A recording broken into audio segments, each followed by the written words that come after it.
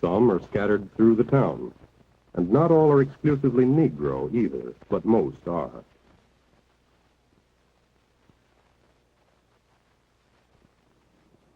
Yes, this might be any city of the Deep South going about its daily business. But there is something different about it now, especially here in the heart of the city.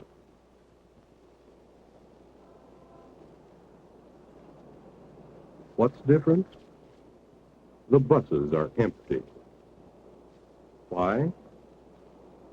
Because the Negro people aren't riding them.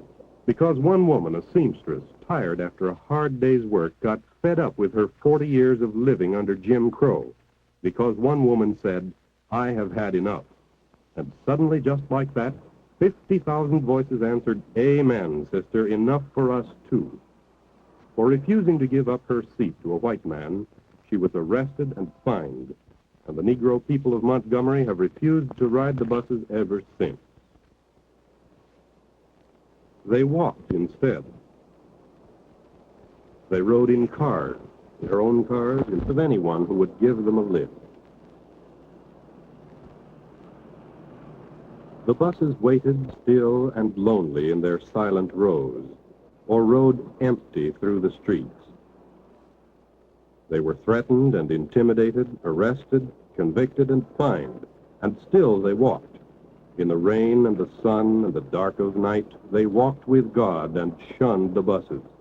They walked with God and they rode with God, too, for they formed a carpool that was a marvel of quick organization. A network of cars, old and new, of trucks and taxis, reached out across the city and carried people where they wanted to go.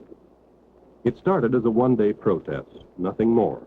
But it grew until it rocked the cradle of the Confederacy and told the world a story of Negro people united for action without bitterness, without malice, without fear.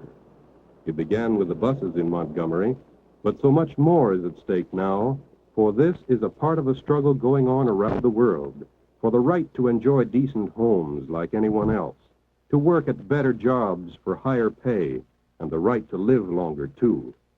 The right to an equal place in the family of man.